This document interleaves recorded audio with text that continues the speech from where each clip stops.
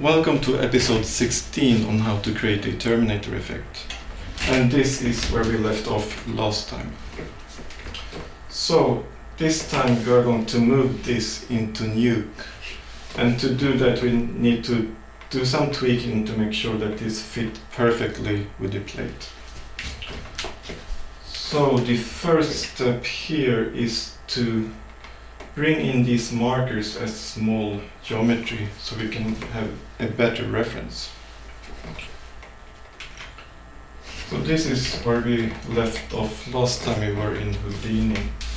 And now I want to bring in the points. So I'm going to go up one level to the object level. And here I will create a new geometry by pressing Tab Geo for geometry. And then press I to go inside. And Tab and File. And P for parameters. And here we can select the points that we saved earlier from Nuke.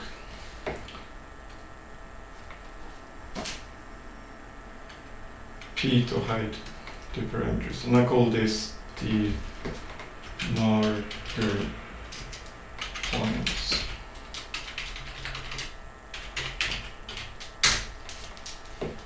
And now we can see these points here, but these are too small, so we need something bigger to be able to easily stretch our geometry later. So let's create a marker geometry. So press Tab, type sphere,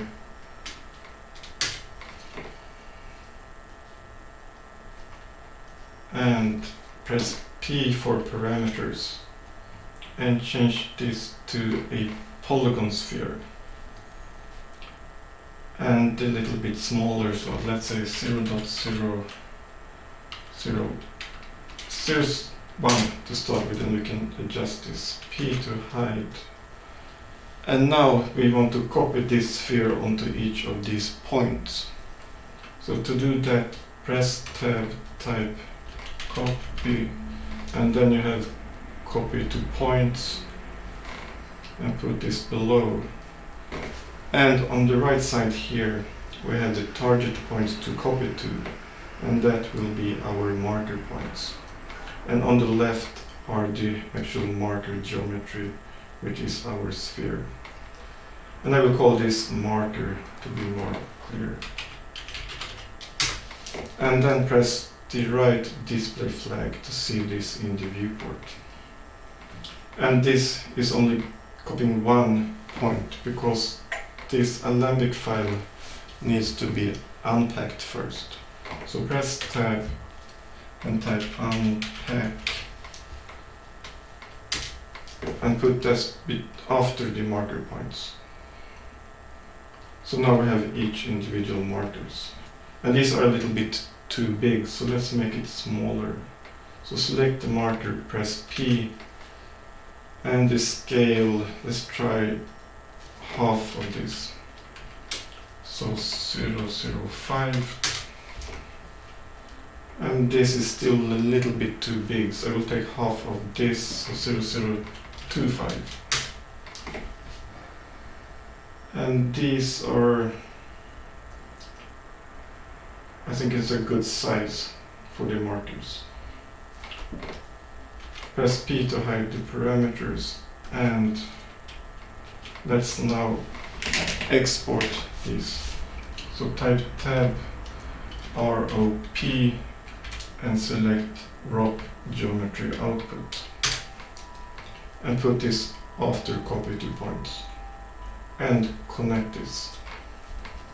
And then select it, press P, and here we have the file name. Now it's kind of hidden here. Okay. It's the icon on the right. And here we will call this marker points. I will go up here. Marker. I let's call it markers.obj. Okay. And save to disk. And now let's go back to ZBrush.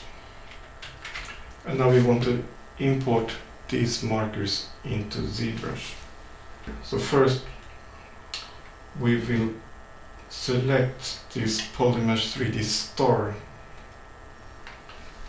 and here we will import this instead of this star. And the markers open. So now we have the markers here. And now we go back to our face.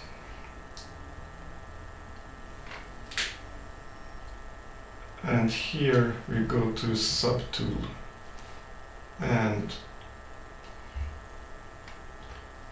Append, and here the markers. So now this consists of both the face and the markers. And the next step now is to tweak this geometry so that they match these markers better. And for tweaking, the best thing to use is the move topological. So let's press B and then M for move, T for topological. And a little bigger brush, maybe slightly softer, too big. Okay. So here we see this marker is not visible, so that's too high. So let's move this down so we can see the marker. And also this marker doesn't seem to match, so we need to move this down a bit.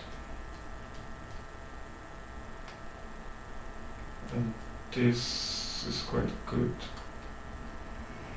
This one is good. This one is good. So let's try this now inside of Nuke. So to do this, I will mask out one section here. So let's use a smaller brush and then hold Control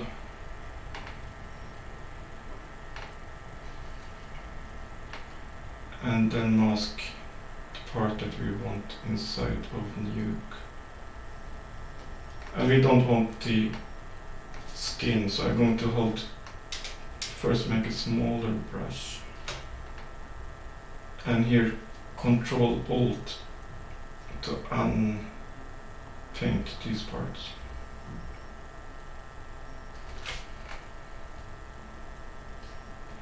Can go around all the edge until we have a clean edge. You can spend more time yourself, but just so we have something. And now let's export this as usual. So we will hide by going to Visibility and Hide Points. Modify Topology, Delete Hidden. And now we can export this into Nuke. So let's go to Export, Patch, version 1, save. I'll call this version, okay, yes, save. And now go to Nuke, and instead of the patch we had last time, let's use the new patch we just made. So go here to the file name and select patch version 1, open. And let's look at this. First of all, let's change the color because this is a little bit too bright and metallic. So I'm going to go to the basic material, double click and diffuse. Let's turn down the specular a bit until it feels more natural. And then let's change the color, diffuse, and take the color swatch for the color picker and select a nearby point. So hold down the command key on Mac and Shift and drag a small rectangle outside the page. And now let's look at how this turned out.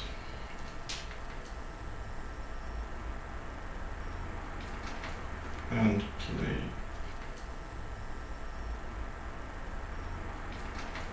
Okay, and I think this is good enough for these episodes. And if you have any questions, you can post them below.